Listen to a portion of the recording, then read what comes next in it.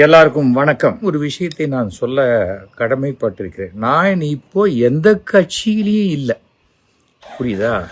அதாவது கிட்டத்தட்ட ஒரு 4 வருஷம் முன்னாடியே நான் பிஜேபியிலேருந்து வெளியில் வந்துட்டேன்.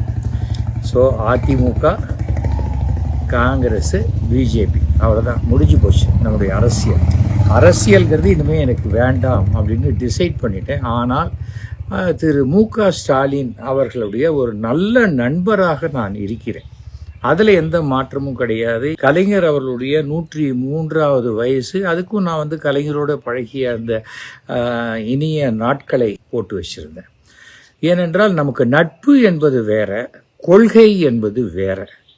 ஓகேயா? நான் கட்சியில் இருந்துக்கிட்டு தான் அந்த கட்சிக்கு மாறுதலாக நான் யோசிக்க முடியாதே தவிர, நான் கட்சியில் இல்லாத போது எனக்கு சனாதனத்தை பற்றிய வேறு கருத்துக்கள் இருக்கலாம், அதே போல் திருப்பரங்குன்றத்தை பற்றிய வேறு கருத்துக்கள் இருக்கலாம். ஆனால் நான் திரு ஸ்டாலின் அவர்களுடைய நல்ல நண்பர். அவர் என்ன பிரச்சாரத்துக்கு கூப்பிட்டு இருந்தால் நான் கண்டிப்பாக போய் பிரச்சாரம் பண்ணியிருப்பேன். கூப்பிடலை, அது அடுத்தது.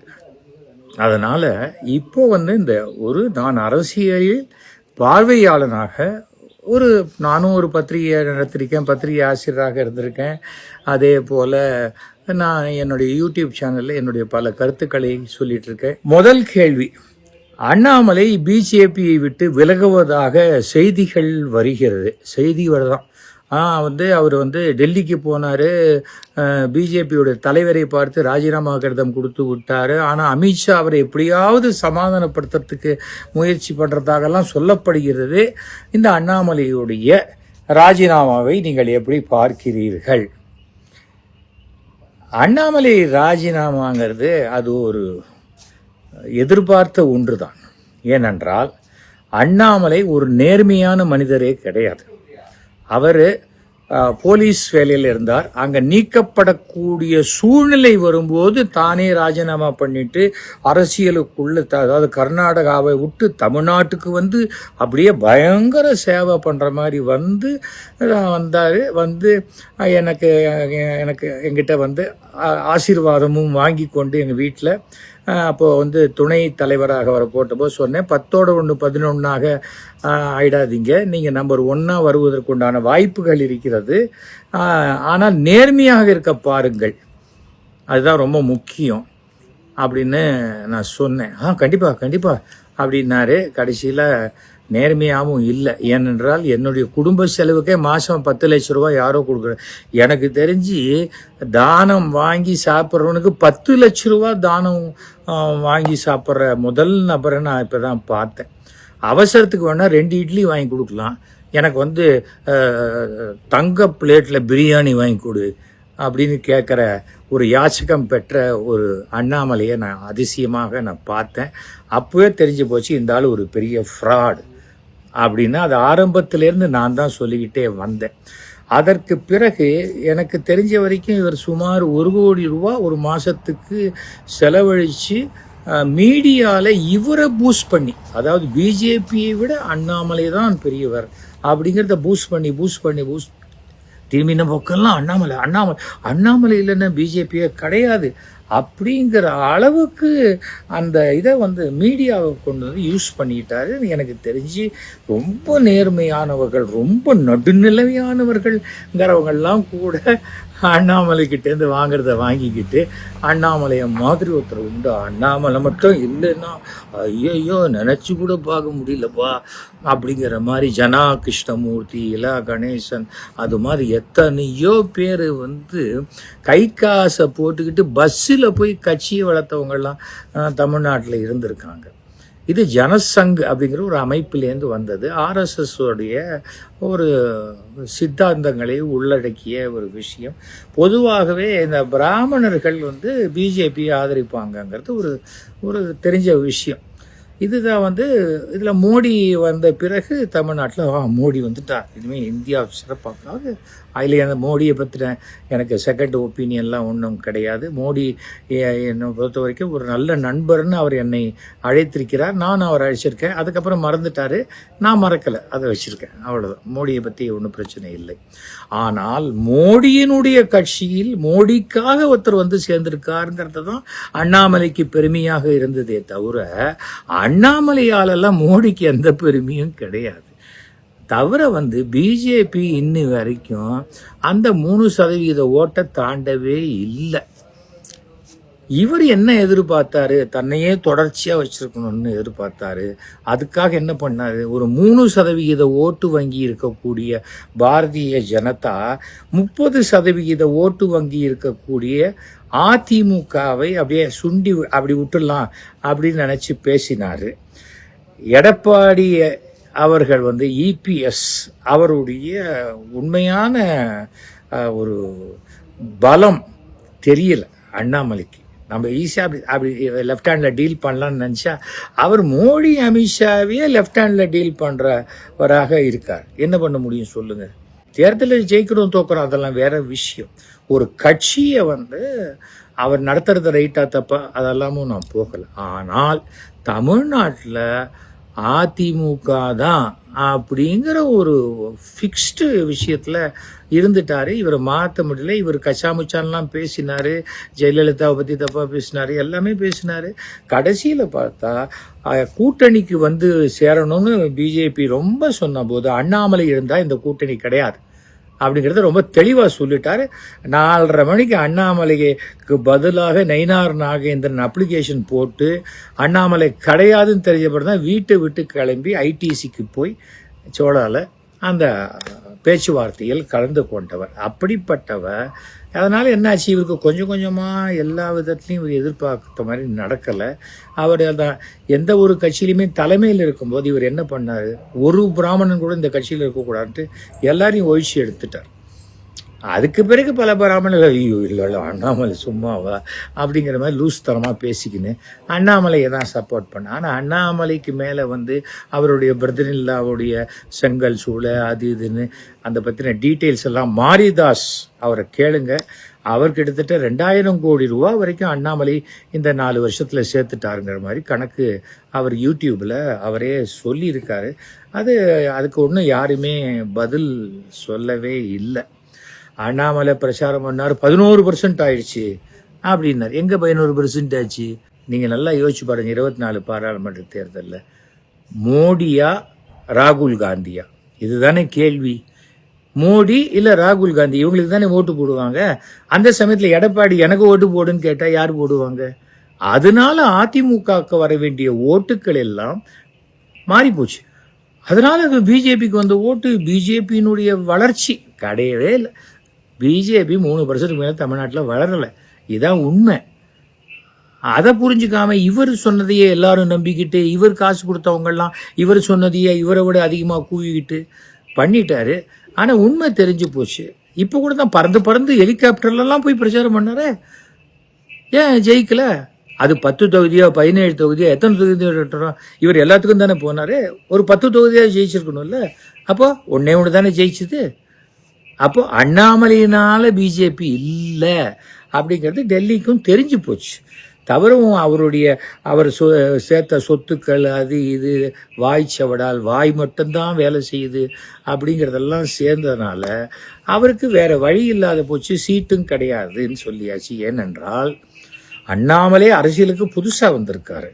பழந்தின்னு கொட்டை போட்டவர் தான் நயினார் நாகேந்திரன். அதனால் அவர் என்ன பண்ணணுமோ அவர் வேலையை காட்டினார். அவரும் இபிஎஸும் ஏற்கனவே ஒன்றாக இருந்தவர்கள். அவ்வளோதான், முடிஞ்சு போச்சு அண்ணாமலை. அதுக்கு வேறு வழி இல்லை. நான் கட்சி ஆரம்பிச்சுட்டு போங்க, தப்பே கிடையாது. அதனால் இவரை அமித்ஷாலாம் எப்படியாவது நீங்கள் இல்லைன்னா இந்தியா அவ்வளோதான் எங்கே போகும் அப்படிலாம் அமித்ஷா பேசுவார் நினைக்கிறீங்களா? நீ மட்டும் தனி கட்சி ஆரம்பிச்சு பாரு, நீ சேர்த்த அத்தனை பணத்தையும் மூக்கு வழியாகவே வெளியில் எடுத்துடுறேன்னா இல்லையா அப்படிங்கிறது தான். அதனுடைய விளைவுகள்லாம் ஆரம்பிச்சாச்சுன்னு வச்சுக்கோங்க. ரைடு யாருக்கு போகணுமோ ரைடு வர ஆரம்பிச்சாச்சு, அதெல்லாம் ஆச்சு. இப்போது ஒய் கேட்டகரிக்கு இவருக்கு என்ன உயிர் பயம்? எனக்காவது உலக அளவுலேருந்து எனக்கு இருக்கிறது கோர்ட்லேயும் ப்ரூவ் ஆகி எனக்கு ஒரு எனக்கு ஒரு கன்மேன் கொடுத்துருக்காங்க. இவருக்கு என்ன, சும்மா அதெல்லாம் செட்டப் பண்ணி ஆர்எஸ்எஸ்ல இருக்கக்கூடிய 1-2 பேர், செந்தில் அது மாதிரி 1-2 பேரை வச்சுக்கிட்டு இவரே கிரியேட் பண்ணின ஒரு விஷயத்தை வைத்து கூட்டு பண்ணுறாரு. சரி, பண்ணிட்டு போட்டோம். ஆக மொத்தம் அண்ணாமலை ரிசைன் பண்ணுறதுனால பிஜேபிக்கு கடுகு அளவு கூட ஒரு நஷ்டமும் கிடையாது. இதுதான் என்னுடைய பார்வை. ஓகேயா? எத்தனையோ பேரை பார்த்தாச்சு, எத்தனையோ ஸ்டேட்டில் அகைன்ஸ்டாக இருந்த இடத்துலலாம் இப்போ பிஜேபி வந்துடுச்சு. அப்போ அண்ணாமலை இல்லாட்டாலும் தமிழ்நாட்டில் வரணும்னா அதுக்கு உண்டான வேலையை அவர்கள் செய்வார்கள். ஓகேயா? அடுத்த கேள்வி, பிஜேபி வளர்ச்சிக்கு அண்ணாமலை தடையாக இருக்கதா நீங்கள் தான், அதாவது எஸ்வி சேகர் ஆரம்பத்துலேருந்தே சொல்லிட்டு இருந்தீங்க. இப்போ அண்ணாமலை இல்லாத பிஜேபி எப்படி இருக்கும் நினச்சி பார்க்கவே ரொம்ப நடுக்கமாக இருக்குங்க. ஏன்னா ஏற்காடு குளிருது, அதுக்காக சொன்னேன். அண்ணாமலை இல்லைன்னு என்ன, அண்ணாமலை ஒரு புழுக்க, அண்ணாமலையை நம்பிய பிஜேபி இருக்கு. ஏங்க, அது சித்தாந்த அடிப்படையில் இருக்கக்கூடிய ஒரு கட்சிங்க. நான் 1990 2004 வரைக்கும் பிஜேபி அனுதாபியாக இருந்தேன். அத்தனை அவங்க எந்த கூட்டணி இருந்தாலும் அந்த கூட்டணிக்கு போய் நான் பிரச்சாரம் பண்ணிட்டு வந்தேன். 2013 மோடி அவர்கள் கேட்டுக்கொண்டதற்காக நான் பிஜேபியில் சேர்ந்தேன். ஏன்னா அதுக்கு முன்னாடி 2 கட்சியில் இருந்துட்டேன்.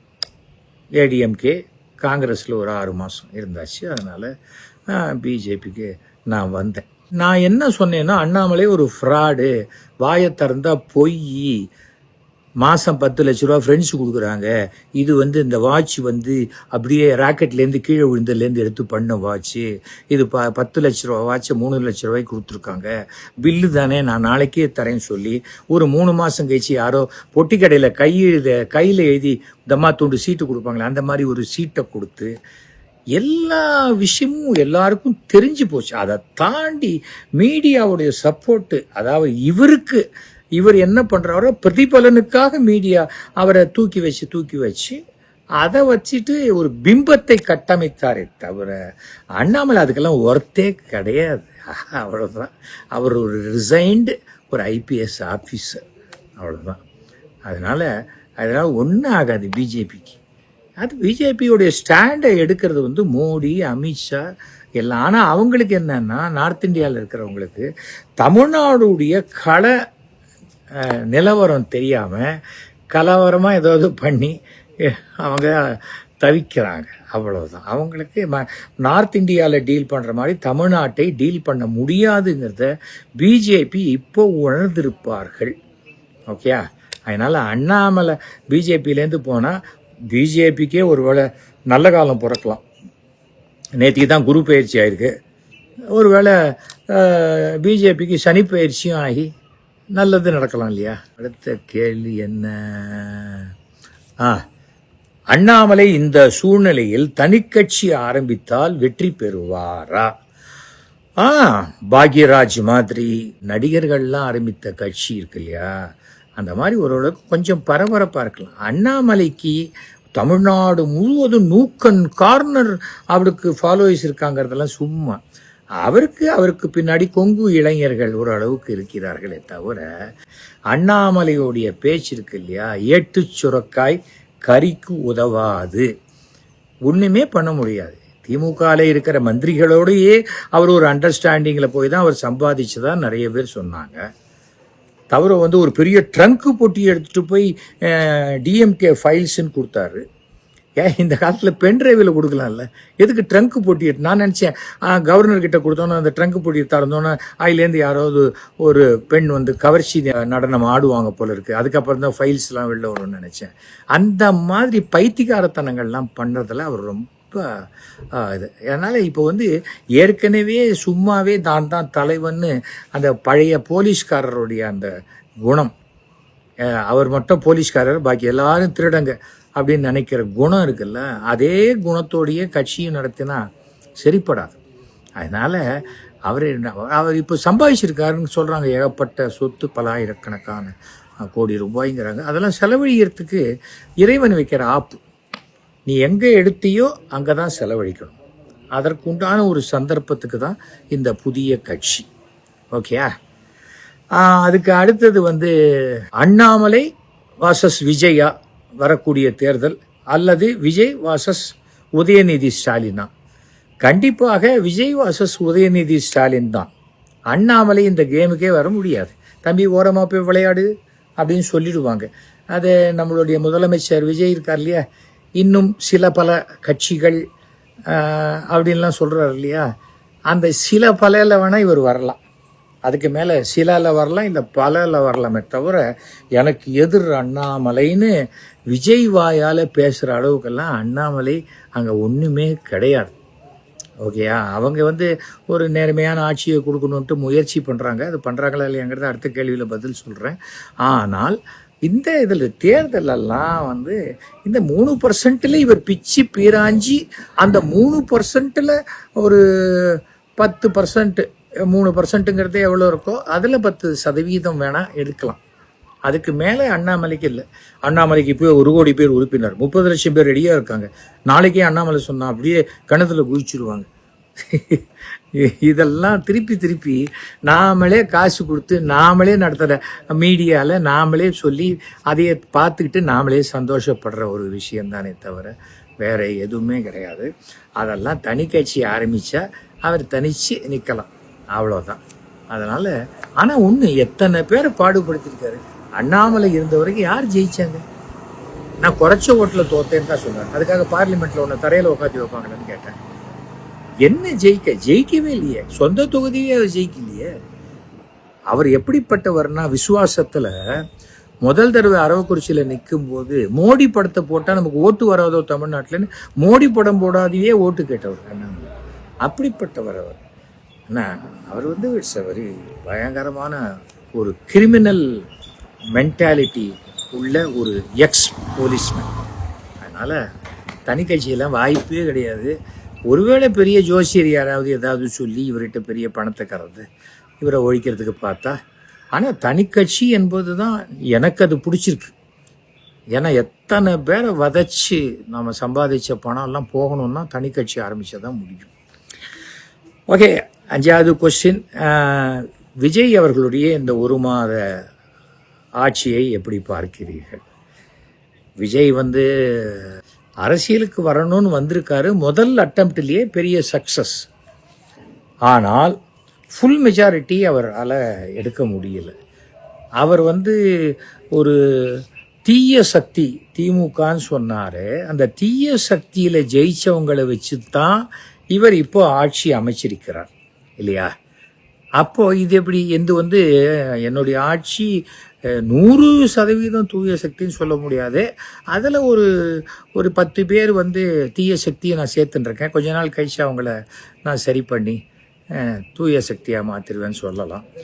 ஆனால் ஒரே ஒரு விஷயம் என்னென்னா, இன்றைக்கு விஜயின் கட்சியினுடைய வெற்றி, தமிழக வெற்றி கழகத்தினுடைய வெற்றி என்பது விஜய் என்ற ஒரு மிகப்பெரிய நடிகனுடைய முகம் மட்டும்தானே தவிர வேற யாருமே கிடையாது. அதனால அவர் மிக தைரியமாக, தபார் என் பேச்சை மட்டும் கேட்டீங்க நான் ஓகே, இல்லை மொத்தமாக கலைச்சிட்டு நான் போயிடுவேன்னு ஒரு நிமிஷம் அவர் சொல்லிட்டா போகிறோம். ஆனால் இப்போ வந்து பார்த்தா திமுக என் மேலே பழி போடுறாங்க அப்படின்லாம் சொல்கிறார். சட்டம் ஒழுங்கு இதெல்லாம் வந்து என்னைக்கு அவர் ஜெயிச்சு பதவி ஏற்றுக்கொண்டாரோ அந்த நிமிடத்திலேருந்து அவர் தான் பொறுப்பு. அதுக்கப்புறம் அவர் வந்து வேற யாரையுமே காரணம் சொல்ல முடியாது. ஆனால் அவரால் உடனே செஞ்சிட முடியாது, அது முடியவே முடியாது, யாராலையும் முடியாது. ஏனென்றால் ஒரு 118 பேர், அவர் 120 பேர், 125 பேர் கூட அவர்கிட்ட இருக்கலாம்.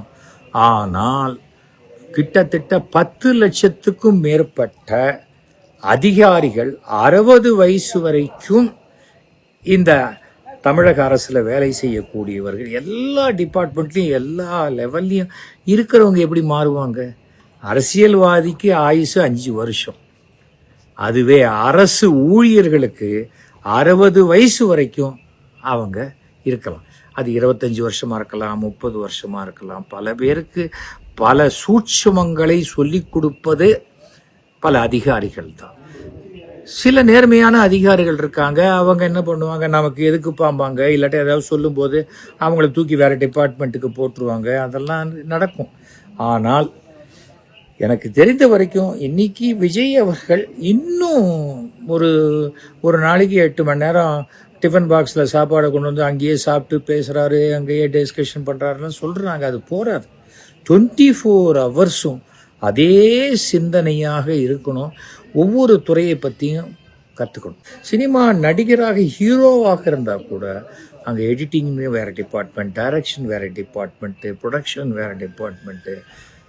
அப்போ எல்லாத்துலேயும் நம்ம தலையிடுறதுக்கு முன்னாடி அது என்னன்னு தெரிஞ்சுக்கணும். அது போலத்தான் இந்த அரசினுடைய அனைத்து மிஷினரி இப்போது மெக்கானிக்கு மட்டும்தான் மாறி இருக்காங்க, மிஷின் மாறலை, மெக்கானிசம் மாறலை.